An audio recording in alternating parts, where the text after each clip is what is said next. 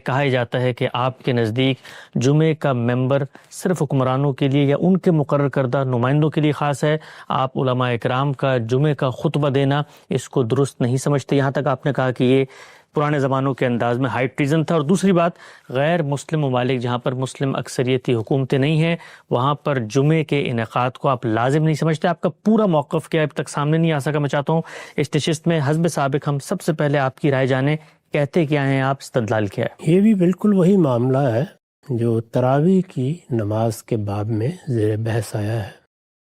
میں نے کوئی اختلاف نہیں کیا، میں نے کوئی نیا اجتہاد بھی نہیں کیا، میں نے اصل حقیقت کو واضح کرنے کی کوشش کی ہے۔ جس طرح میں نے اس سے پچھلی ایک نشست میں بتایا تھا کہ تراویح کے نماز کے بارے میں نے یہ بتانے کی صحیح کی ہے کہ اس کی حقیقت کیا ہے، رسالت مآب صلی اللہ علیہ وسلم کے زمانے میں یہ نماز کس طرح پڑھی جا رہی تھی، بعد کے زمانوں میں کیا ہوا، ہمارے ہاں جو روایت قائم ہو چکی ہے وہ اپنی کیا تاریخ رکھتی ہے۔ یہی صورتحال جمعے کی ہے۔ چنانچہ میں پہلے آپ کو یہ بتاتا ہوں کہ میں نے اپنی کتاب میزان میں جمعے کو کس طرح بیان کیا ہے۔ یہ ظاہر ہے کہ ایک ایسی نماز ہے جس کا ذکر قرآن میں بھی ہے، جس کو ایک سنت کے طور پر جاری کیا گیا ہے۔ اس کی بڑی غیر معمولی اہمیت ہے۔ دین میں جب کوئی چیز اس اہمیت کی حامل ہے تو یہ ضروری ہے کہ اس کو اس کی اصل کے لحاظ سے پورے تدبر کے ساتھ سمجھ لیا جائے۔ جب آپ اس کو سمجھ لیں گے تو میں نے جو کچھ وقتاً فوقتاً کہا ہے وہ بھی واضح ہو جائے گا۔ میں نے لکھا ہے جمعے کے دن مسلمانوں پر لازم کیا گیا ہے کہ نماز ظہر کی جگہ وہ اسی دن کے لیے خاص ایک اجتماعی نماز کا اہتمام کریں۔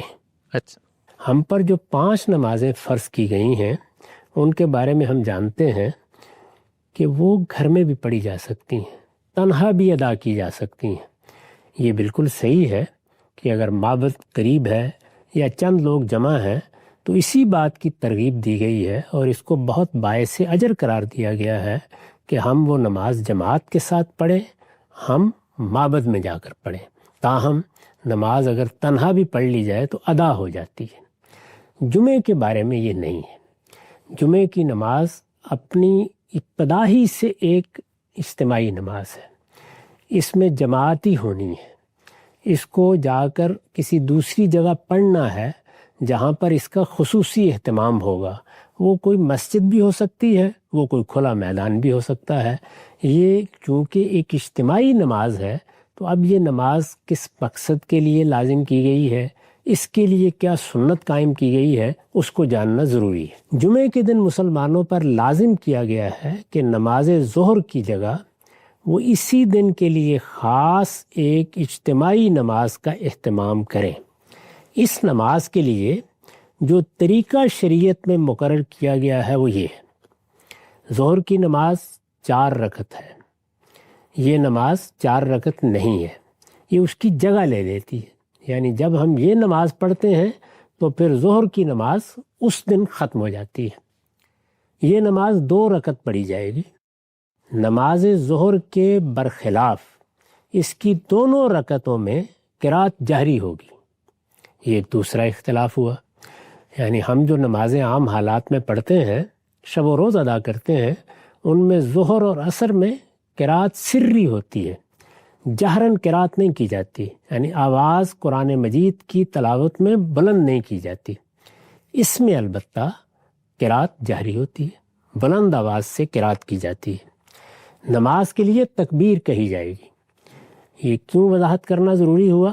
اس لیے کہ عیدین کی نماز کے لیے تکبیر نہیں کہی جاتی، وہ بھی اجتماعی نمازیں ہیں، وہ بھی مسلمان باہر جا کر پڑھتے ہیں، ان کے لیے بھی خصوصی قانون ہے، لیکن ان میں یہ واضح ہے کہ سنت یہی قائم کی گئی ہے کہ تکبیر نہیں کہی جاتی۔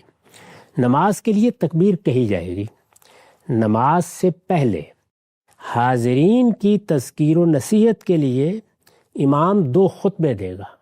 2 خطبے دیے جاتے ہیں، یعنی اس کا طریقہ یہ ہوتا ہے کہ امام پہلے جو کچھ اس نے تذکیر و نصیحت کے لیے کہنا ہے وہ کہتا ہے، پھر تھوڑی دیر کے لیے بیٹھ جاتا ہے، پھر کھڑا ہوتا ہے اور دوسرا خطبہ دیتا ہے. یہ دوسرا خطبہ کیا ہے؟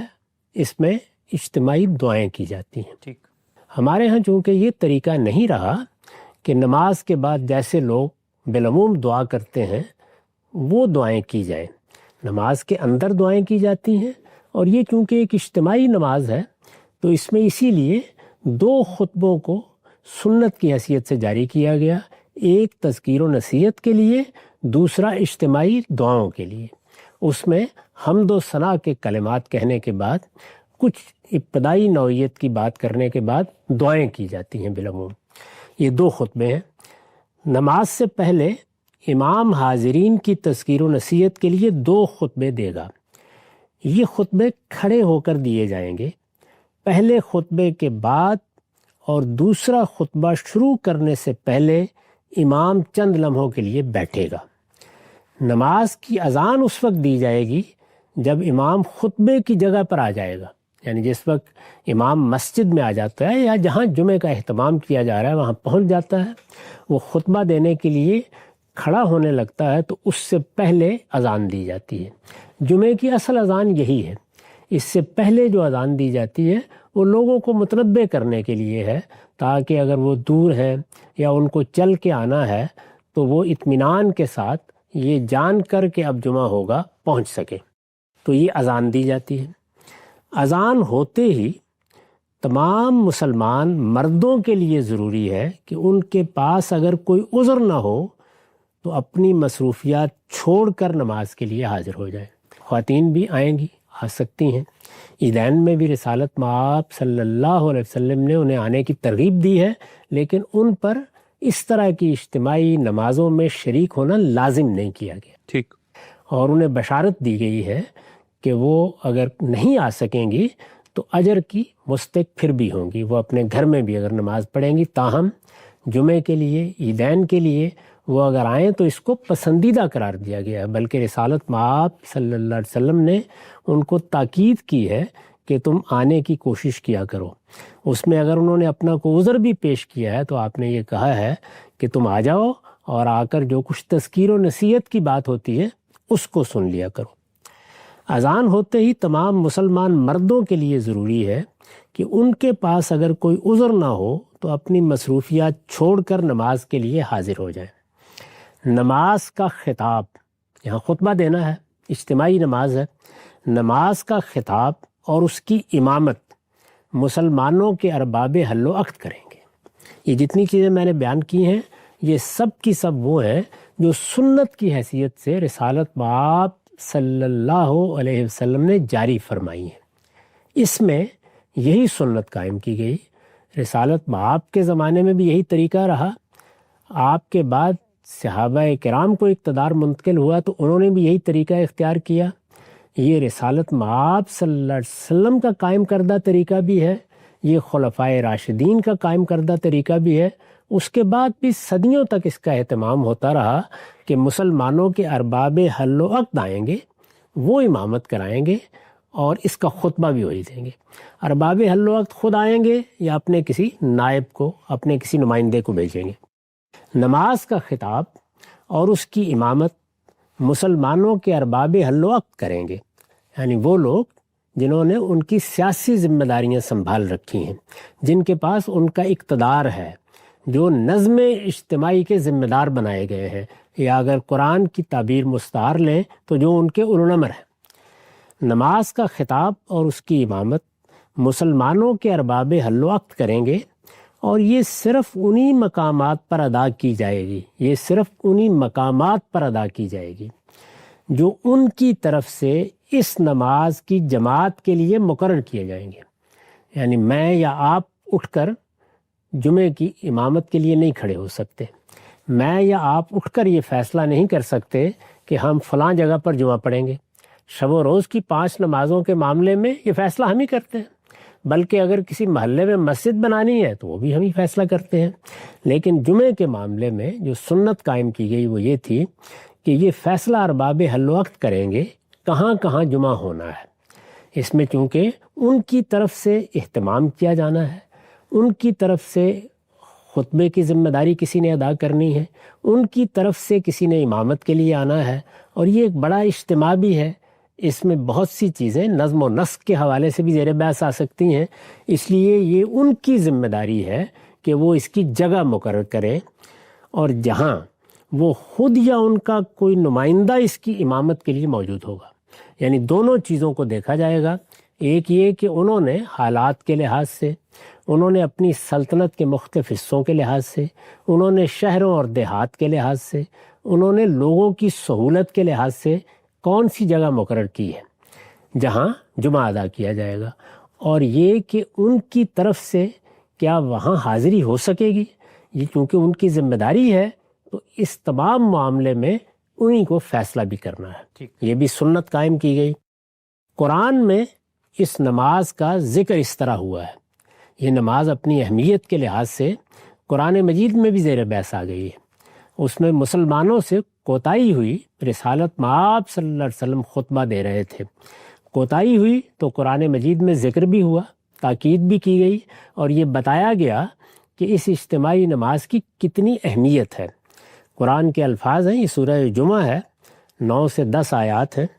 یا ایھا الذین آمنوا اذا نودی للصلاۃ من یوم الجمعۃ فاسعوا الی ذکر اللہ وذروا البیع ذالکم خیر لکم ان کنتم تعلمون فاذا قضیت الصلاۃ فانتشروا فی الارض وابتغوا من فضل اللہ واذکروا اللہ کثیرا لعلکم تفلحون۔ ترجمہ ہے، ایمان والو پیغمبر کی قدر پہچانو، اور جمعے کے دن جب اس کی طرف سے نماز کے لیے اذان دی جائے تو اللہ کے ذکر کی طرف مستعدی سے چل کھڑے ہو اور خرید و فروخت چھوڑ دو، یہ تمہارے لیے بہتر ہے اگر تم جانو۔ پھر جب نماز ختم ہو جائے تو زمین میں پھیل جاؤ اور اللہ کا فضل تلاش کرو، اور اللہ کو کثرت سے یاد کرتے رہو تاکہ تم فلاح پاؤ۔ یہ اس نماز کے بارے میں قانون ہے۔ میں نے عرض کیا کہ میں نے اس میں وہ چیزیں بیان نہیں کی جو اخبار احاد میں آئی ہیں اور جن میں رسالت مآب صلی اللہ علیہ وسلم نے اس کی اہمیت واضح کی ہے، یا اس کے بارے میں کسی چیز پر توجہ دلائی ہے، یا اس کے بعض آداب بتائے ہیں۔ وہ ضروری چیزیں جو رسالت مآب صلی اللہ علیہ وسلم نے اختیار فرمائی، سنت کے طور پر ان کو جاری کیا، اور جن کے بارے میں یہ کہا جا سکتا ہے کہ یہ گویا نماز جمعہ کو ادا کرنے کا وہ طریقہ ہے جو شارع نے مقرر کر دیا ہے۔ اس کو سمجھ لینے کے بعد اب یہ دیکھیے کہ ہمارے ہاں یا ہماری علمی تاریخ میں جب عبادات کو فقہا دیکھتے ہیں تو وہ کیا چیزیں ہیں جو اپنے فہم کے لحاظ سے متعین کرتے ہیں۔ یہ میرا طریقہ ہے، یعنی میں کیا طریقہ اختیار کرتا ہوں کہ جو مقرر کردہ طریقہ ہے وہ بیان کر دیتا ہوں، اس کے بعد پھر فقہی معاملات زیر بحث آتے ہیں۔ وہ جیسے دیکھتے ہیں اس میں سب سے پہلے وہ ایک ایک چیز کی اجزاء میں اس کو متعین کر کے قدر و قیمت بھی طے کرتے ہیں۔ مثال کے طور پر فلاں چیز نماز کے لیے شرط ہے، یہ صرف جمعے کا معاملہ نہیں ہے بلکہ تمام عبادات میں ایسے ہی ہے، فلاں چیز نماز کے لیے شرط ہے، جیسے حج کے لیے احرام شرط ہے، جیسے نماز کے لیے وضو شرط ہے۔ تو شرائط کو متعین کریں گے، کیا چیزیں ایسی ہیں کہ جو اگر نہ ہوئیں تو نماز ہی نہیں ہوگی، حج ہی نہیں ہوگا۔ شرائط متعین کرتے ہیں۔ پھر کیا کرتے ہیں؟ پھر یہ کرتے ہیں کہ ایک سنت کا یا اللہ تعالیٰ کے مقرر کردہ طریقے کا جائزہ لیتے ہیں، اور پھر مختلف دلائل سے یہ متعین کرتے ہیں کہ اس میں کیا چیزیں فرائض ہیں۔ یہ آپ کے علم میں ہے کہ نماز کے فرائض وہ قرآن مجید کی آیات سے متعین کرتے ہیں۔ جی، یہی معاملہ باقی چیزوں کا ہوتا ہے۔ احناف کے یہاں ایک خاص تعبیر ہے واجب کی، جی، چنانچہ اس کا بھی ایک مقام ہے، وہ واجبات طے کرتے ہیں۔ آپ نے سنا ہوگا کہ جب سجدہ سہو کے بارے میں بات ہوتی ہے تو یہ بتایا جاتا ہے کہ یہ اس وقت کیا جائے گا جب کوئی واجب کسی نے چھوڑ دیا ہے، یعنی فرائض میں سے کوئی چیز رہ گئی ہے تو نماز دہرائی جائے گی، لیکن اگر واجب چھوڑ دیا ہے تو سجدہ سہو کیا جا سکتا ہے۔ اسی طرح کیا چیزیں ہیں کہ جو رسالت مآب صلی اللہ علیہ وسلم نے لازم بھی نہیں کی، ان کے بارے میں یہ بھی نہیں کہا جا سکتا کہ ان کو چھوڑ دیا تو اس کی تلافی کرنی ضروری ہے، لیکن وہ آپ کا اسوہ ہے، اس کو وہ اپنے طریقے پر بالعموم سنتی کے لفظ سے تعبیر کرتے ہیں، تو لباس کے سنن بیان کریں گے۔ یہاں سنت کا لفظ اس معنی میں نہیں ہے جس میں دین کے ماخذ میں یہ لفظ بولا جاتا ہے، بلکہ اس مفہوم میں جس میں میں اسوہ کا لفظ بولتا ہوں، اس کو بھی متعین کرتے ہیں۔ اسی طرح وہ چیزیں جو رسالت مآب صلی اللہ علیہ وسلم نے کبھی کہی ہیں یا ان کے بارے میں پسندیدگی کا اظہار کیا ہے، ان کو بھی مستحبات کی فہرست میں رکھ کے بیان کیا جاتا ہے۔ یہ ان کا طریقہ ہے۔ ظاہر ہے کہ وہ جمعے کو بھی ایسے ہی دیکھیں گے۔ جب وہ جمعے کو اس طریقے سے دیکھتے ہیں تو اس میں چند سوالات پیدا ہوتے ہیں۔ ان میں سے 2 سوالات ایسے ہیں جو بڑی اہمیت اختیار کر گئے۔ میں نے یہاں پر جو عبارت آپ کو سنائی ہے اس کو ذرا پھر سنیے، میں نے اس کو کس طرح دیکھا ہے اور فقہا کیسے دیکھتے ہیں۔ میں نے لکھا ہے اور میں یہ سنا چکا ہوں، دہرا رہا ہوں تاکہ بات واضح ہو جائے۔ نماز کا خطاب اور اس کی امامت مسلمانوں کے ارباب حل وقت کریں گے، اور یہ صرف انہی مقامات پر ادا کی جائے گی جو ان کی طرف سے اس نماز کی جماعت کے لیے مقرر کیے جائیں گے، اور جہاں وہ خود یا ان کا کوئی نمائندہ اس کی امامت کے لیے موجود ہوگا۔ یہ 2 باتیں میں نے اس طرح بیان کی ہیں، یعنی ارباب حل وقت مسلمانوں کے اولو الامر وہ طے کریں گے کہ کس جگہ نماز پڑھی جائے گی۔ وہ کسی گاؤں میں طے کر دیں، وہ کسی بڑے علاقے میں طے کر دیں، وہ اسے شہروں تک محدود کر دیں، وہ اصل میں انتظامی ضرورتوں کو سامنے رکھ کر، چونکہ یہ نماز ان کے اہتمام میں ادا ہونی ہے، وہ طے کریں گے۔ اس سے یہ بحث پیدا ہوئی فقہا کے ہاں کہ وہ جگہ کیا ہونی چاہیے، چنانچہ اس کو مصر جامع سے تعبیر کیا جاتا ہے۔ اچھا، اس پر بڑی بحثیں آپ کو ملیں گی کہ جمعہ مصر جامع میں ادا ہوگا۔ اب یہ کہ مصر جامع کیا ہے، اس کی تعریف کیا ہے؟ یعنی اس میں پھر آپ یہ دیکھتے ہیں کہ بہت اختلافات ہیں۔ یعنی آپ دیکھتے چلے جائیں، مالکیہ کو دیکھیں، آپ شوافے کو دیکھیں، آپ احناف کو دیکھیں، وہ یہ طے کرنے کی کوشش کرتے ہیں۔ میں نے اس معاملے میں یہ بتایا ہے کہ یہاں استدلال میں غلطی ہو رہی ہے۔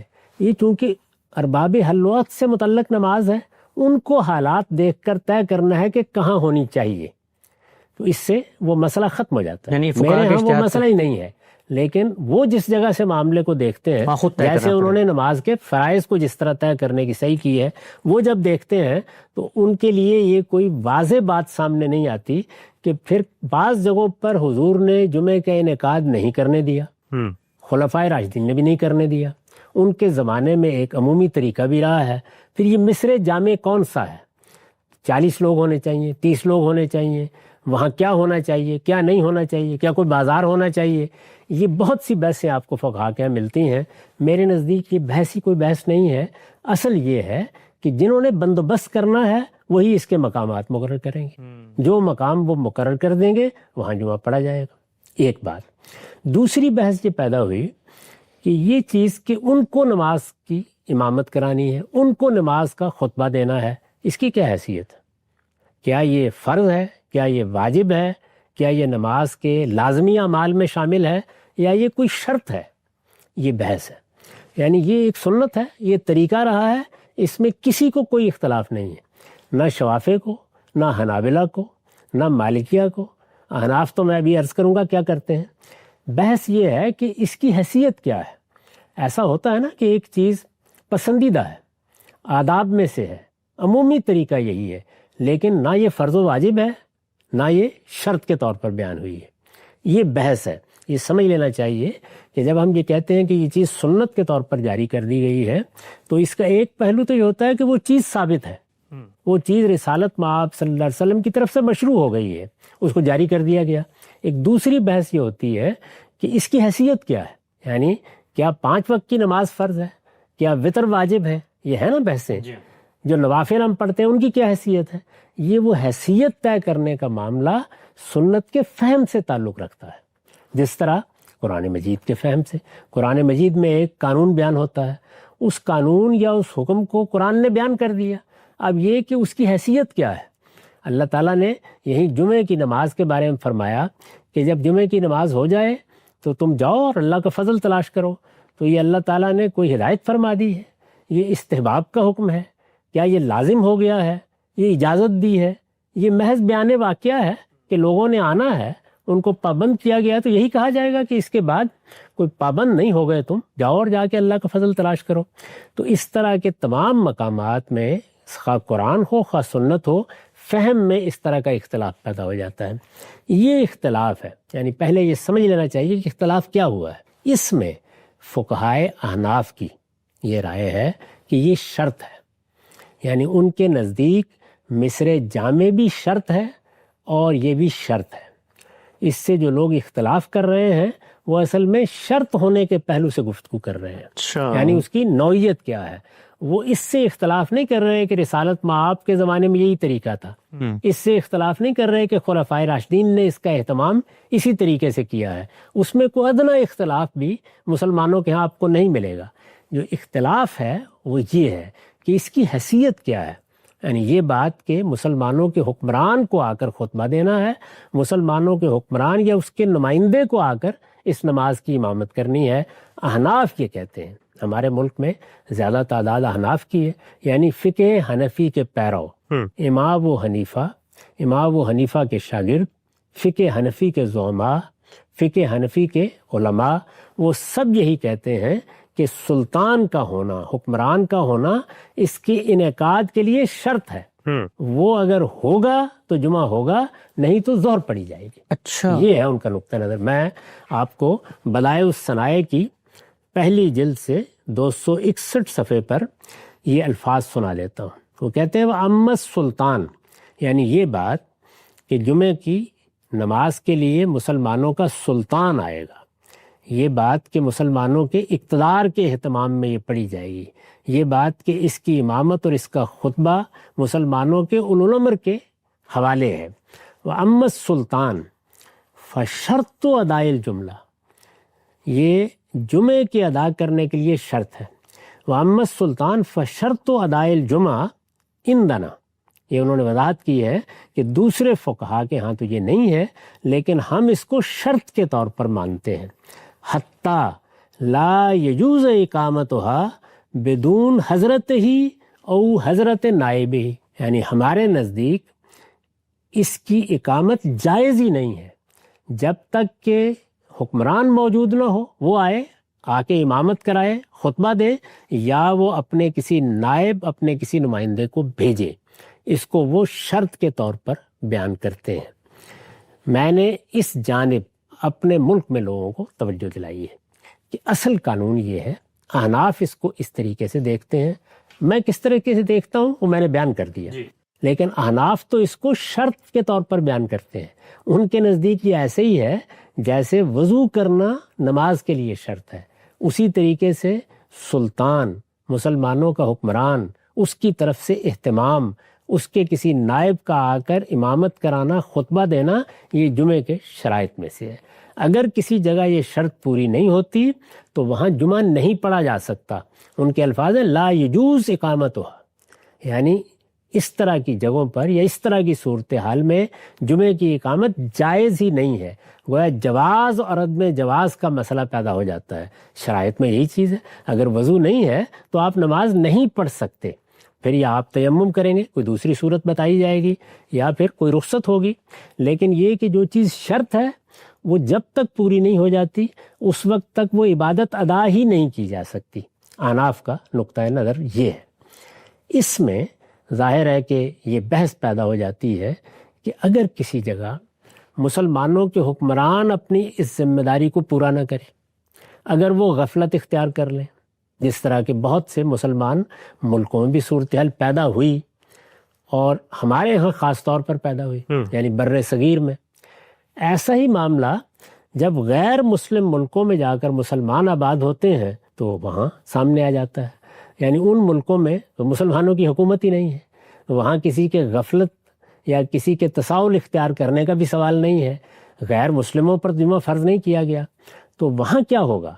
یعنی مسلمان ظہر ہی پڑھیں گے یا وہ جمعے کا اہتمام کر سکتے ہیں؟ یہ مسئلہ ہے جس کا تعلق اجتہاد سے ہے۔ جمعے کے موضوع پر گفتگو کا آغاز کیا، یہیں سے موضوع کو آگے بڑھاتے ہیں۔ ہم سب بہت شکریہ آپ کے وقت کا۔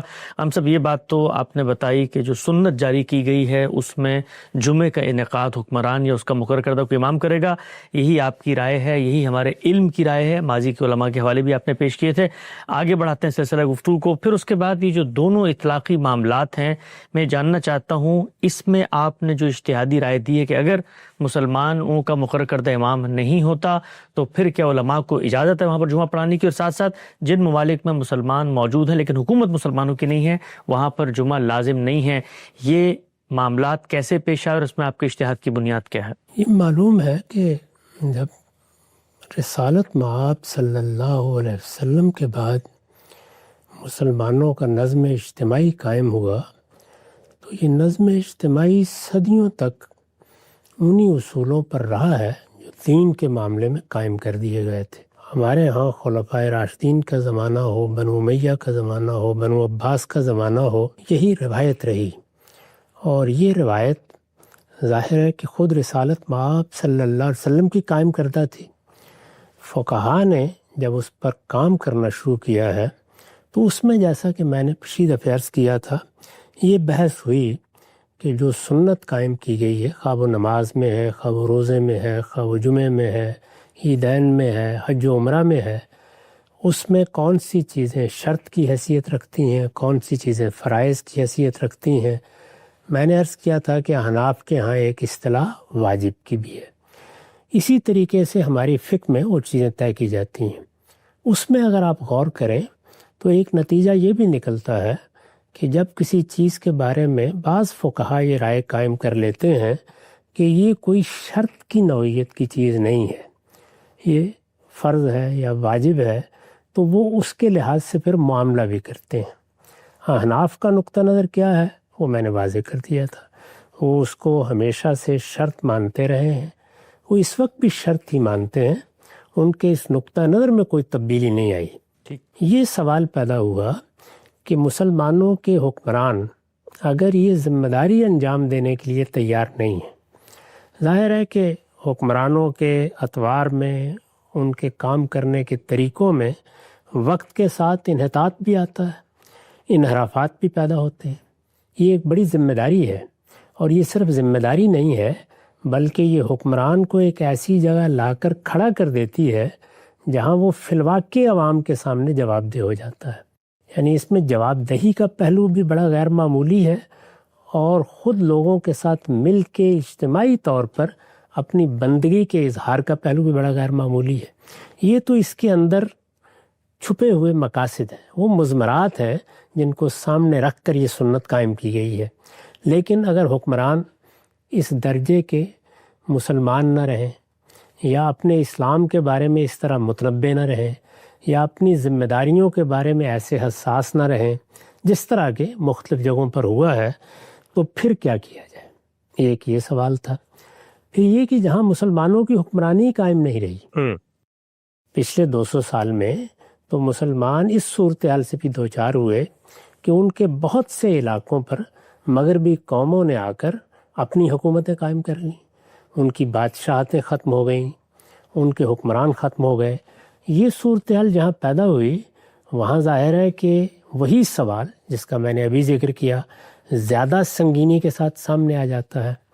ایسی ہی صورتحال ہم اس وقت بھی دیکھتے ہیں، یعنی اگرچہ مسلمانوں کو مختلف جگہوں پر اقتدار حاصل ہوا ہے، لیکن اس انقطاع نے ان کے شعور کو بھی بہت حد تک متاثر کیا ہے، ان کی فکر کو بھی بہت حد تک متاثر کیا ہے، اور چونکہ علماء یہ ذمہ داری سنبھال چکے ہیں تو اس وجہ سے علماء بھی اس درجے میں اس کے بارے میں اب توجہ دلانے کی جگہ پر نہیں کھڑے ہوتے۔ یہی زمانہ ہے جس میں بڑے پیمانے پر مسلمان دوسرے ملکوں میں بھی گئے ہیں۔ ہجرت تو ہمیشہ ہوتی رہی ہے، لیکن جہاں 10، 20، 15 لوگ ہیں وہاں یہ سوال اس طرح پیدا نہیں ہوتا تھا۔ اب یہ ہے کہ پوری آبادیاں، آپ بر صغیری کو دیکھ لیجئے، وہاں ظاہر ہے کہ ہندو اکثریت کی حکومت بھارت میں قائم ہے، اس کے تحت مسلمان رہ رہے ہیں لیکن کروڑوں کی تعداد میں ہیں۔ تو کروڑوں کی تعداد میں مسلمان اب ایک ملک میں رہ رہے ہیں، وہاں پہلے سے ان کی مسجدیں موجود ہیں، ان کے ہاں کچھ روایتیں بھی قائم ہیں، ان کو کیا کرنا چاہیے؟ یہ میرے نزدیک وہ مسئلہ ہے جو مسلمانوں کو مختلف وجوہ سے پیش آیا، وہ وجوہ میں نے عرض کر دی ہیں، یعنی کسی جگہ حکمرانوں کے ہاں انحراف، تغافل، سستی پیدا ہوئی، اور کسی جگہ پر حکمرانی نہیں رہی، اور وہ بھی کہ ہجرت کے نتیجے میں اب مسلمان دنیا کے بہت سے ملکوں میں ہزاروں لاکھوں کی تعداد میں موجود ہیں۔ امریکہ میں دیکھ لیں، یورپ میں دیکھ لیں، بہت سے ملکوں میں تو اب اتنی بڑی تعداد ہے کہ اس کو ایک طرح سے ریاست کے نظم میں بھی دخل انداز ہونے کے مواقع مل رہے ہیں۔ اس صورتحال میں کیا ہونا چاہیے؟ یہ سوال ہمارے سامنے بھی ہے، یہ سوال ماضی میں بھی سامنے آیا ہے، علماء فقہاء اس پر گفتگو بھی کرتے رہے ہیں۔ اس میں میرے نزدیک جو صحیح اصول ہے وہ وہی ہے کہ جس وقت دین کے کسی حکم پر اس کے حدود و شرائط کے ساتھ اس کے بارے میں اللہ تعالیٰ نے یا اللہ کے پیغمبر نے جو قاعدے مقرر کیے ہیں انہیں ملحوظ رکھتے ہوئے عمل کرنا ممکن نہ رہے تو کیا کرنا چاہیے؟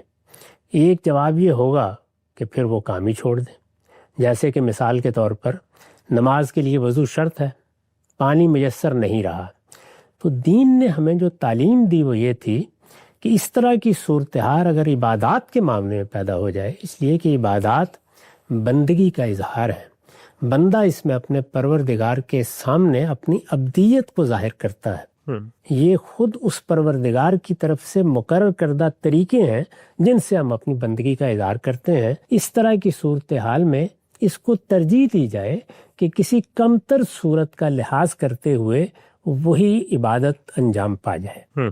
تو نماز میں دیکھیے خود اللہ تعالیٰ نے رہنمائی فرمائی کہ اس طرح کی صورتحال پیدا ہو جائے تو اگرچہ وضو شرط ہے، یعنی عام حالات میں وضو کی نوعیت بھی وہی ہے، اس کے بغیر نماز نہیں پڑھی جا سکتی، لیکن اجازت ہی نہیں دی گئی بلکہ ایک طریقہ مقرر کر دیا گیا کہ تیمم کر کے اس طریقے سے نماز پڑھ لی جائے۔ پھر اس میں صرف یہی نہیں ہے کہ جب ہمیں محض وضو کی ضرورت ہوتی ہے اس وقت تیمم کر لیں، اس سے آگے جب غسل واجب ہوتا ہے اس وقت بھی اجازت دے دی گئی کہ تیمم کر کے نماز پڑھ لی جائے۔ اسی قاعدے کو سامنے رکھ کر لوگوں کے ذہن میں یہ خیال پیدا ہوا کہ اب اگر یہ صورت نہیں ہے تو پھر کیا اس اصول کو ملحوظ نہیں رکھنا چاہیے کہ حکمران ہیں کیا؟ حکمران در حقیقت مسلمانوں کے نمائندے ہیں، ٹھیک، مسلمانوں نے ان کو مقرر کیا ہے۔ یہ بات قرآن سے بھی واضح ہوتی ہے کہ وہ حکمران کا نام لے کے احکام نہیں دیتا، وہ مسلمانوں کی جماعت کو احکام دیتا ہے۔ مسلمانوں کی جماعت کے افراد بحیثیت ایک امت کے اس کے مخاطب ہوتے ہیں، یا ایک قوم کے کہہ لیجیے مخاطب ہوتے ہیں۔ جب وہ مخاطب ہوتے ہیں تو پھر ہم اس سے یہ نتیجہ نکالتے ہیں کہ اب اگر اس جماعت کا، اس قوم کا، اس امت کا کوئی نظم اجتماعی ہے تو اس کے ذمہ دار، اس کے ارباب حل وقت وہ اس کے مسئول ہو جائیں گے۔ جمعے کا معاملہ بھی بالکل ایسا ہی ہے، یعنی مسلمان جب ایک امت کی حیثیت سے اپنی الگ حیثیت متعین کر لیتے ہیں تو خود رسول اللہ کا عمل یہ بتا رہا ہے کہ آپ نے جمعے کا حکم دے دیا۔ جیسے کہ ہجرت ہوئی تو ابھی جا کر آپ نے باقاعدہ وہاں نظم حکومت قائم نہیں کیا تھا، لیکن آپ نے لوگوں سے یہ کہا کہ وہ جمعے کا اہتمام کریں۔ اس سے یہ نتیجہ نکلتا ہے کہ اصلاً اس حکم کا مخاطب بھی مسلمان بحیثیت قوم، بحیثیت جماعت ہے۔ جب وہ بحیثیت جماعت ہے تو عام حالات میں تو یہی ہوگا اور یہی ہونا چاہیے کہ ان کا اگر کوئی اجتماعی نظم قائم ہے تو اس کے ذمہ دار آئیں اور اس کا اہتمام کریں۔ اگر وہ لوگ یہ ذمہ داری انجام نہیں دے رہے یا وہ موجود نہیں رہے تو مسلمان بحیثیت جماعت اس کا اہتمام کریں۔ اچھا، انہیں یہ کرنا چاہیے تاکہ ایک نماز جو اجتماعی نماز ہے، جو مسلمانوں کو مسجد کے ساتھ باقاعدہ متعلق کرتی ہے، اس لیے کہ وہ گھر میں پڑھی ہی نہیں جا سکتی، اس میں معبد اور مسجد یہ مسلمانوں کے لیے کم سے کم ہفتے میں ایک دن ان کی اجتماعیت کا مرکز بن جاتا ہے۔ تو اس وجہ سے اصل حکم کے مخاطب کی حیثیت سے ان کے فیصلے کو قبول کر لیا جائے اس معاملے میں، یعنی کمیونٹی، مسلمانوں کی جماعت وہ فیصلہ کر لے کہ کیا اس کا انعقاد ہونا ہے۔ اگر اس کا انعقاد ہونا ہے تو اس کی جگہ بھی وہ متعین کر دے گی، اور اپنی طرف سے جیسے حکمران کو یہ حق تھا کہ وہ اپنا نمائندہ مقرر کرے، اسی طرح مسلمانوں کی جماعت بھی یہ کام کر لے گی۔ یہ ایک اجتہادی اطلاق ہے جس کے تحت پھر علماء نے جمعہ پڑھانا شروع کیا۔ اس میں بہت بحثیں بھی رہی ہیں، میں نے پچھلے بار بھی عرض کیا تھا کہ یہ بحث رہی کہ ہم نے ایک اجتہاد کیا ہے لیکن اس وقت تو اگر دیکھا جائے تو ظہر کی نماز فرض ہوتی ہے، تو پھر احتیاطی طور پر ظہر بھی پڑھی جاتی رہی. ٹھیک. اس طرح کے نشیب و فراز رہے ہیں. آہستہ آہستہ لوگ اس کے عادی ہو گئے، پھر وہ جمعہ ہی پڑھنے لگ گئے. اور اب ہم یہ دیکھتے ہیں کہ جن ملکوں میں یہ نظم قائم نہیں ہے، بہت سے ملکوں میں تو وہی صورتحال ہے. وہاں حکمران ہی تقرر کرتے ہیں، جامع مسجد انہی کے اہتمام میں ہوتی ہے، ان کی اجازت کے بغیر کوئی وہاں جمعے کا انعقاد نہیں کر سکتا. جامع مسجد کہاں بننی ہے اس کی اجازت بھی وہی دیتے ہیں. لیکن ہمارے ہاں یہ صورتحال نہیں ہے، یعنی بر صغیر میں جب وہاں یہ صورتحال نہیں ہے تو ظاہر ہے کہ اس کا ایک لازمی نتیجہ یہ نکلتا ہے کہ پھر کمیونٹی یا مسلمانوں کی جماعت یا مسلمان قوم آپ کہہ لیجئے، وہ اپنے طریقے کے اوپر علماء کا تقرر کر دیتی ہے. اس طرح بتدریج حکمرانوں کی بجائے، الامر کے بجائے، ارباب حل وقت کی بجائے یہ ممبر یعنی جمعہ کا ممبر، عیدین کا ممبر، یہ علماء کے پاس چلا گیا ہے.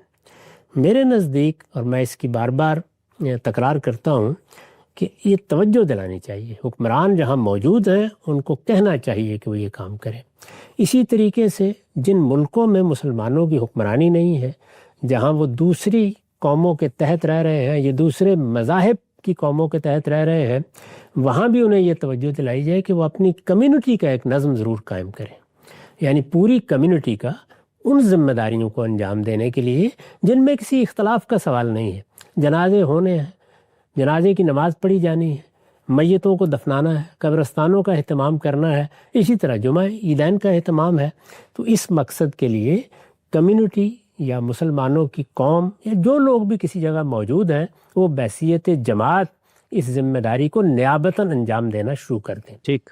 یہی صورتحال ظاہر ہے کہ بر صغیر میں، خاص طور پر بھارت میں مسلمانوں کو درپیش، وہاں بہت بڑی آبادی ہے، پہلے سے ایک روایت قائم ہو چکی ہوئی ہے. وہاں زیادہ بڑا مسئلہ اس لیے پیدا نہیں ہوا کہ جو مسئلہ اس وقت وہاں مسلمانوں کو درپیش ہے وہی انگریزوں کے آنے کے بعد درپیش تھا. تو اس لیے جو اجتہاد کیا گیا تھا اس کے مطابق وہاں بھی عمل ہو رہا ہے. وہی روایت پاکستان بننے کے باوجود، بنگلہ دیش کی ایک الگ حکومت قائم ہونے کے باوجود دونوں ملکوں میں بھی ہے. یعنی جو ممبر علماء کے پاس چلا گیا تھا وہ علمائی کے پاس ہے، اور علماء اس کو اب آسانی سے چھوڑنے کے لیے بھی تیار نہیں ہے. تو اس وجہ سے اس اجتہادی پہلو کو بھی واضح کیا جائے اور اس کے ساتھ اصل کی طرف توجہ بھی دلائی جائے، کیونکہ وہ بہت بڑی بات ہے کہ مسلمانوں کے حکمران اپنی اس ذمہ داری کو پہچانیں.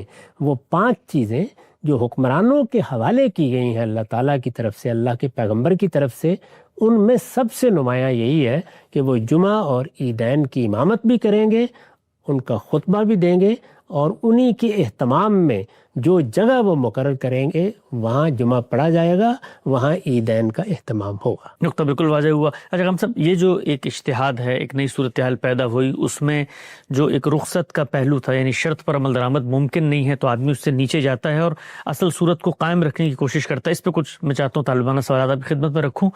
پہلی چیز یہ ہے کہ جو دین کے احکامات ہیں ان میں جب شرائط اللہ تعالیٰ نے رکھتی ہیں تو ان شرائط رکھنے کے پیچھے کوئی حکمت ہے، کوئی مقصدیت ہے، کوئی وجہ ہے. اگر وہ شرط نہیں پائی جاتی تو اس کام کا انعقاد نہیں ہونا چاہیے ہے.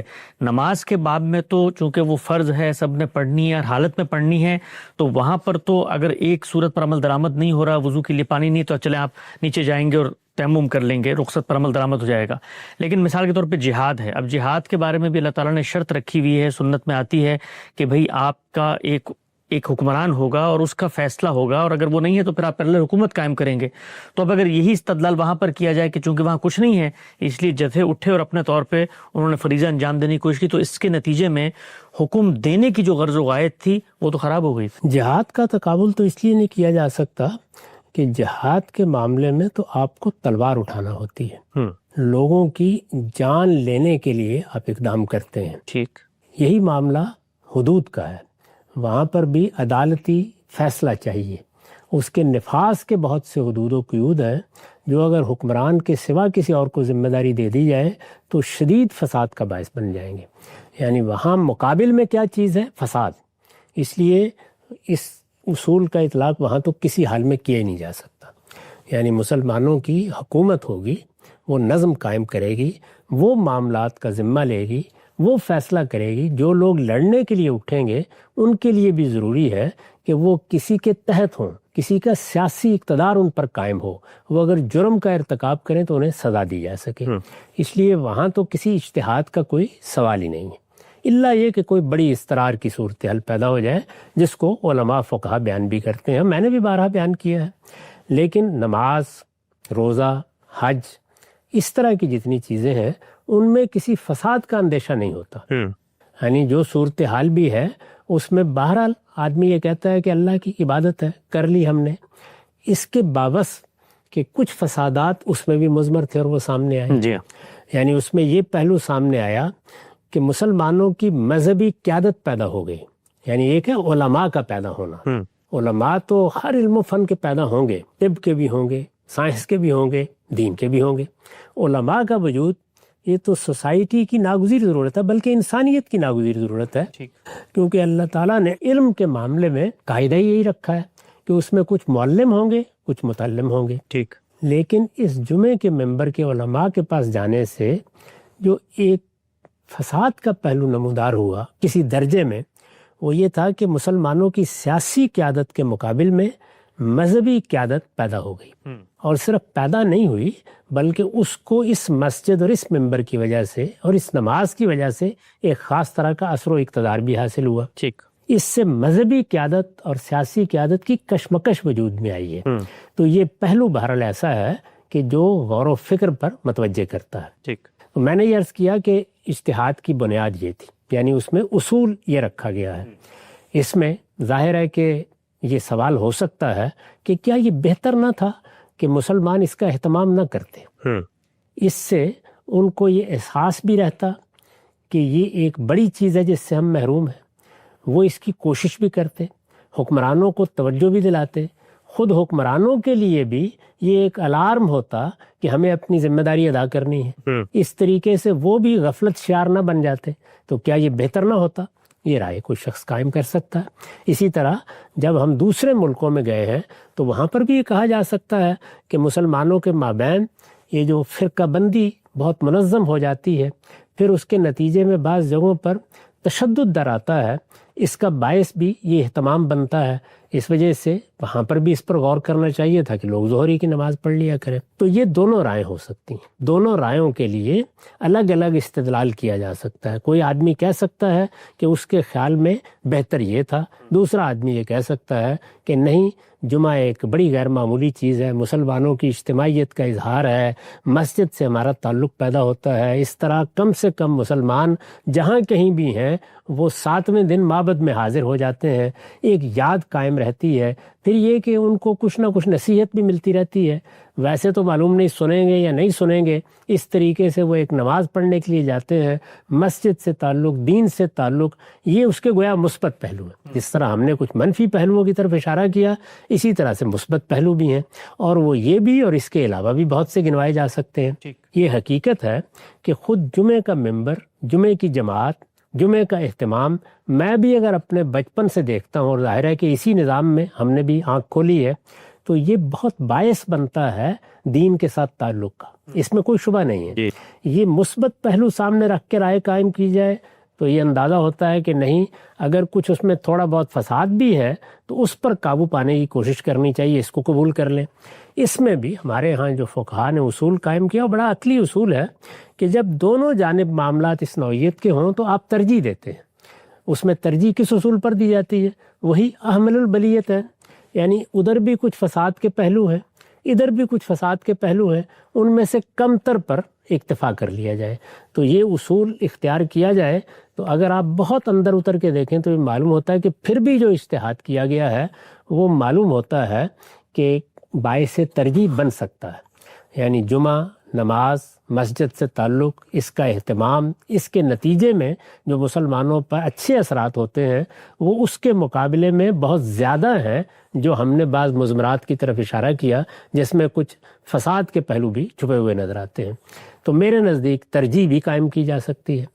جہاں تک میری اپنی ذات کا تعلق ہے, اس رائے کو بہت اہمیت دینے کے باوجود, اس کو بار بار بیان کرنے کے باوجود, میں ایک اور پہلو سے بھی لوگوں کو توجہ دلاتا ہوں کہ وہ اس سے الگ نہ ہوں, اور وہ یہ ہے کہ جب مسلمان کسی چیز میں کوئی ترجیح دے لیں اجتماعی معاملات میں، یعنی وہ چیزیں جو مسلمانوں ہی سے متعلق کی گئی ہیں، مثلا جنازے کی نماز ہے، مثلا عیدین ہے، مثال کے طور پر جمعہ ہے، مثال کے طور پر جہاد ہے، اسی طرح حدود ہے، جب اس معاملے میں کوئی نظم بنا دیا جائے اور مسلمان کسی چیز کو ترجیح دے دیں تو پھر وہی بات ہے کہ اگر غیر معمولی کسی فساد کا اندیشہ نہیں ہے تو کوشش کرنی چاہیے کہ مسلمانوں کے اجتماعی فیصلے کے ساتھ رہیں۔ اچھا، تو یہ دوسرا اصول ہے۔ اس کی دلیل تو کیا ہے؟ گویا اس لیے کہ ہمیں مسلمانوں کی جماعت اور مسلمانوں کی جمعیت کے ساتھ رہنے کا حکم دیا گیا ہے۔ اچھا، یہ بتایا گیا ہے کہ مسلمانوں کے اندر کوئی تفرقہ پیدا کرنے کی کوشش نہ کرو۔ ٹھیک، یہ بتایا گیا ہے کہ اللہ کی رسی کو مضبوطی سے تھامو اور یاد رکھو کہ دینی معاملات میں اجتماعی فیصلوں کی پیروی کرو، اور اجتماعی فیصلوں کی پیروی کے بارے ہی میں یہ اصول بھی قائم کیا گیا ہے کہ امرہم شورا بینہم، جس کا لازمی نتیجہ یہی ہے۔ تو جو معاملات بھی ریاست سے متعلق ہیں، حکومت سے متعلق ہیں، مسلمانوں کی جماعت سے متعلق ہیں، ان میں عقلی اصول بھی یہی ہے، امرہم شورا بینہم کا تقاضا بھی یہی ہے کہ مسلمانوں کے فیصلے کی پیروی کی جائے۔ اس سے اگر ادنا درجے میں بھی کوئی اختلاف ہے یا بڑا اختلاف بھی ہے تو اس اختلاف کا اظہار کیا جائے، اس کے بارے میں دلائل دیں آپ، لیکن یہ کہ مسلمانوں کے نظم سے الگ ہو کر اپنے آپ کو جماعت سے الگ کر لینا، یہ اللہ تعالیٰ کے دین میں کسی لحاظ سے بھی قابل قبول نہیں ہے۔ اس میں جب باقاعدہ نظم ہوتا ہے تو وہاں تو رسالت مآب صلی اللہ علیہ وسلم نے فرمایا ہے کہ اگر مسلمانوں کے اجتماعی فیصلوں سے الگ ہو کے کھڑے ہو جاؤ گے تو ماتمیتتاً جاہلیہ۔ تو اس وجہ سے میرے نزدیک اگر تینوں چیزوں کو آپ ملحوظ رکھیں کہ اس معاملے میں جو صورتحال مسلمانوں کو درپیش ہوئی اس میں ان کے لیے کس چیز کی ترجیح تھی، یعنی کیا وہ ایسا سوچ سکتے تھے؟ پہلی چیز یہ سوچ سکتے تھے۔ دوسرے یہ کہ ترجیح کس چیز کی تھی؟ ترجیح اسی وقت دینے کا سوال پیدا ہوتا ہے جب دلائل دونوں جانب موجود ہوں۔ تو ترجیح کس بات کی تھی؟ اور اگر ترجیح میں ایک فیصلہ مسلمانوں نے کر لیا ہے اور میں یا آپ اس سے اگر کوئی مختلف رائے بھی رکھتے ہیں، یعنی اگر فیصلہ کرنے کے موقع پر رائے لی جاتی تو ہو سکتا ہے کہ آپ یا میں یا کوئی دوسرا شخص یہ رائے دیتا کہ بہتر ہے کہ ظہری کی نماز پڑھ لی جائے، یہ اختلاف ہو سکتا تھا۔ لیکن جب مسلمانوں نے عالمی سطح پر یہ فیصلہ کر لیا تو پھر اس فیصلے کے ساتھ ہی رہنا چاہیے، یہی دین کا حکم ہے، یہی رسالت مآب صلی اللہ علیہ وسلم کی ہدایات کا تقاضا ہے۔ نقطہ بالکل واضح ہو گیا۔ آپ سے تین بنیادی سوالات میں چاہتا ہوں ان کی بھی وضاحت سامنے آ جائے۔ نماز چونکہ ایک دینی فریضہ ہے تو اس کے بارے میں حکم بھی متعین ہے، فرض نمازیں یہ ہیں، آپ نے خود جہاں پر مسلمانوں کو حکومت کو یا ریاست کو جو اختیارات دیے گئے ہیں ان میں یہ لکھا ہے کہ جمعے کا اہتمام کیا جائے گا، اور اگر حکمران بلاتا ہے تو پھر جمعے پہ جانا بھی ہے۔ اب یہاں پر تو حکمران موجود نہیں ہے، ایک کمتر صورت ہے، اس سے نیچے کی صورت ہے، تو عام مسلمانوں کے لیے حکم کیا ہے اگر حکمران یا ان کا مقرر کردہ امام جمعہ کا انعقاد نہیں کر رہا اور اجتہادی رائے کے نتیجے میں جمعہ منعقد ہو رہا ہے تو اب کیا مسلمان پر جمعے میں شرکت واجب ہے، لازم ہے یا نفل ہے؟ یہ تو میں نے عرض کر دیا کہ جب مسلمان کوئی فیصلہ کر لیں تو پھر اس فیصلے کی پابندی لازم ہے، اس سے الگ نہیں ہو سکتے ہم۔ رسالت مآب نے یہی تعلیم دی ہے، اس میں دیکھیے بار بار توجہ دلائی ہے کہ تم مثالی طور پر یہ خیال کر رہے ہو کہ وہ خلیفہ راشد ہو، نہیں، جیسا بھی حکمران ہوگا، جیسا بھی نظم ہوگا اس کا ساتھ دینا ضروری ہے۔ تو مسلمان جب نظم اجتماعی کے قائم مقام کے طور پر فیصلے کرتے ہیں تو وہ اصل میں اسی کی جگہ پر ہوتے ہیں، تو اس لیے میرے نزدیک لازم ہے کہ مسلمان جمعہ پڑھیں۔ ٹھیک ہے، آگے بڑھاتے ہیں سلسلہ گفتگو کو۔ اچھا ہم صاحب، حنفیوں کی تو آپ نے رائے بتائی تھی کہ ان کی شرط ہے حکمران یا ان کا مقرر کردہ امام جمعے کی بنیادی شرائط میں سے بعض آثار و روایات سے استدلال کر کے دیگر مکاتب فکر یہ کہتے ہیں کہ خود رسالت مآب صلی اللہ علیہ وسلم نے جمعے کا انعقاد ریاست کے بننے سے پہلے شروع کر دیا تھا۔ مدینہ کی طرف جب وفود بھیجے ہیں تو کہا جاتا ہے مصعب بن عمیر تھے، انہوں نے وہاں پہلے جا کر انصار کو دین کی تعلیم دینا شروع کی، اور پھر اس کے بعد رسالت مآب صلی اللہ علیہ وسلم کی آمد سے پہلے ہی وہاں جمعہ کا انعقاد ہو گیا۔ تو پھر سوال یہ ہے کہ اگر ریاست یا اس کا حکمران اور اس کا مقرر کردہ امام شرط ہے تو مدینہ کے اندر تو ریاست بنی نہیں تھی اور اللہ کے پیغمبر نے جمعہ کا انعقاد کروا دی۔ اسی کے ذیل میں پھر یہ سوال کرنا چاہیے کہ رسالت مآب صلی اللہ علیہ وسلم تو مکے بھی موجود تھے، وہاں پر ایک باقاعدہ جگہ مقرر کی گئی تھی جہاں مل کے نماز بھی پڑھی جاتی تھی جی، تو اگر عام جماعتیں ہو سکتی تھی تو جمعہ کیوں نہیں منعقد کیا گیا؟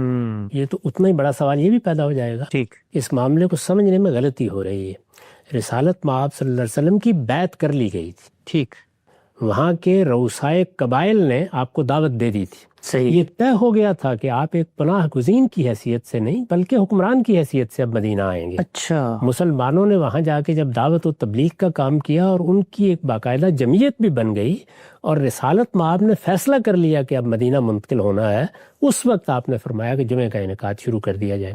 اسی سے میں نے اس استدلال کی طرف توجہ دلائی ہے کہ اس طرح کے جتنے احکام ہیں قرآن سے بھی یہی معلوم ہوتا ہے کہ وہ اصلاً جماعت کو دیے جاتے ہیں. تو مسلمان قوم جب قوم کی حیثیت سے وجود پذیر ہو گئی تو اس کے بعد جمعے کے انعقاد کا فیصلہ کر لیا گیا. اس سے ہمیں یہ روشنی بھی ملتی ہے کہ اگر کسی جگہ حکمران نہیں ہے، اپنی ذمہ داری پوری نہیں کر رہا اور مسلمان اپنی اجتماعی حیثیت میں اس پوزیشن میں ہے کہ وہ اپنے فیصلے کر سکیں، تو ان کو چاہیے کہ وہ جمعہ اور عیدین کا اہتمام کریں. نقطہ بالکل واضح ہو گیا. ہم سب آخری سوال اس ضمن میں، جس وقت یہ صورتحال تھی کہ مسلمانوں کی حکومت کا خاتمہ ہو گیا، اب علماء نے اجتہاد کیا، بر صغیر کی مثال لے لیتے ہیں، لیکن اب مسلمانوں کی وہاں حکومت ہے، اکثریت ہے، پاکستان بن گیا.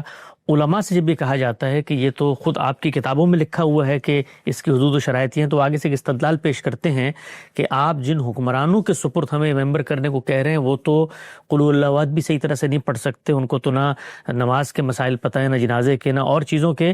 تو ان حکمرانوں کے سپرد جمعے کا ممبر کیسے کیا جا سکتا ہے جو دین کے الف بے تے سے واقف نہیں ہے؟ ان کے سپرد ہے، وہ تو اللہ تعالیٰ کر چکے، اللہ کا پیغمبر کر چکا. وہ میں نے یا آپ نے کسی عالم میں نہیں کرنا. ان کو چاہیے کہ اپنی یہ ذمہ داری انجام دیں. یہ ان کے سپرد ہے، ان کی ذمہ داری ہے. اسی اصول کے اوپر تو وہ مسلمان اپنے آپ کو مسلمان کی حیثیت سے پیش کرتے ہیں، تو ہم ان سے باقی مطالبات کرتے ہیں. سوال یہ ہے کہ پھر علماء کو ان سے باقی مطالبات بھی نہیں کرنے چاہیے. نہیں کہنا چاہیے کہ نفاذ شریعت فرمائیے، نہیں کہنا چاہیے کہ حدود کو نافذ کیجیے. یہ وہی مسلمان ہیں. یعنی یہ جیسے بھی ہیں، جس طرح کے بھی ہیں، یہ اگر دنیا سے رخصت ہوں گے تو ان کے جنازے پڑھے جائیں گے اور پڑھانے کے لیے بھی آپ کھڑے ہوں گے. ان کو مسلمان مانا جاتا ہے، ان کی تکفیر تو کوئی شخص نہیں کرتا. تو جیسے کچھ بھی مسلمانوں کے حکمران جہاں کہیں ہیں، یہ ان کی دینی ذمہ داریاں ہیں. یہ دینی ذمہ داریاں وہ انجام دیں گے تو ان کو انجام دینے کی اہلیت بھی اپنے اندر پیدا کریں گے. اس وجہ سے یہ تو بالکل ہی بے معنی استدلال ہے. اللہ تعالیٰ فیصلہ کر چکے، اللہ کا پیغمبر فیصلہ کر چکا. ہمارا کام یہ ہے کہ ہم ان دینی ذمہ داریوں کی طرف انہیں توجہ دلائیں. ہم جب حکمرانوں کو خطاب کرتے ہیں تو کیا پہلے ان سے یہ کہتے ہیں کہ ذرا اپنے اسلام کو درست کر لیجئے؟ ہم ان سے کہتے ہیں کہ تم چونکہ مسلمانوں کے حکمران ہو، اس وجہ سے اللہ تعالیٰ نے جو قانون دیا ہے اس کے مطابق فیصلے کرو. آیت پڑھ کے سناتے ہیں کہ وَمَن لَّمْ يَحْكُم بِمَا أَنزَلَ اللَّهُ فَأُولَٰئِكَ هُمُ الْكَافِرُونَ. تو یہ کن کو دعوت دیتے ہیں؟ مسلمانوں کے انہی حکمرانوں کو دیتے ہیں. تو جیسے باقی چیزوں کی دعوت دیتے ہیں، اسی طرح جمعے کے خطبے کی، جمعے کی امامت کی، جمعے کے اہتمام کی دعوت دیتے ہیں. نقطہ بالکل واضح ہو گیا. جمعے کی نماز سے متعلق جو دو اجتہادی معاملات ہیں اس میں غامدی صاحب کی آراء پر جو تنقید کی جاتی ہے اس کا ہم نے جواب طلب کیا.